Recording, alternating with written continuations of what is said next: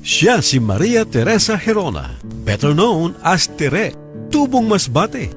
Undergraduate sa kursong nursing. Tignan mo naman siya ngayon. May magarang sasakyan, may sariling bahay, at may sapat na ipon sa bangko. Balikan natin ang istorya ng kanyang buhay nang siya ay unang umapak sa Kamaynilaan. Nag-vacation lang kami dito sa Manila kasi parang gusto din kami makita ng sister namin. So sabi niya sa amin, dito na lang daw kami mag-aral.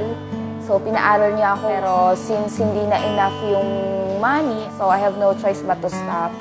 Di na ipagpatuloy ang pag-aaral, kaya namasukan na lamang. Hindi lang isa, kundi 2 trabaho ang kanyang pinagsabay. Age of 17, kailangan kong mag-work. So first job ko is receptionist. And then since hindi po enough yung salary ko as receptionist, kasi breadwinner din po ako, nag-part-time po ako as call center. 2 na ang trabaho, ngunit tila kulang pa rin ang kanyang kinikita para sa sarili at sa kanyang pamilya. Hanggang isang araw, may isang oportunidad na nagbukas sa kanya na magbabago sa takbo ng kanyang buhay. Isang tao na hindi ko kakilala na nag-approach sa akin, sabi niya sa akin, baka daw gusto ko ng extra income.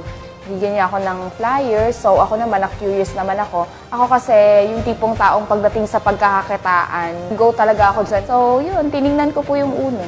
So on that day, dinala niya ako sa office. That's the time na pinakita niya kaagad sa akin yung business.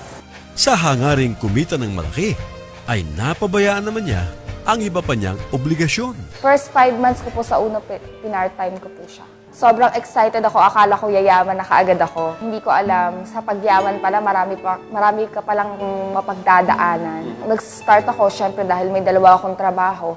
Talagang naapektuhan yung work ko. So, pinapagalitan na ako ng mga boss ko dahil lagi daw akong puyat, nakikita ako natutulog. Hanggang sa napagdesisyonan niyang mag-resign sa 2 niyang trabaho at mag-full-time na siya sa uno. Sa first 3 years ko po, talagang hindi lang ako nainip, hindi lang ako napagod. Sinabi ko sa sarili ko na alam ko dito talaga ako aasenso.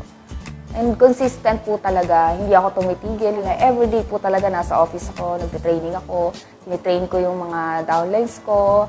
Dahil sa kanyang pagsusumikap, hindi nabigo si Teresa na makamit ang kanyang hinahangad na tagumpay. Right now, ang sarap po ng feeling kasi nararanasan ko na yung financial and time freedom.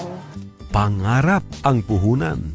Sinangkapan ng sipag at tiyaga at pananalig sa Panginoon. Ngayon ay masasabi nating asenso Pinoy na nga si Tere.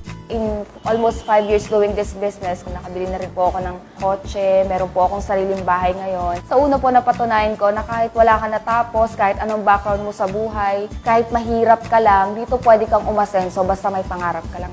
Hindi ko lang siya basta offline. Siya yung taong kaibigan ko na, best friend ko na, kapatid ko na dito sa negosyo.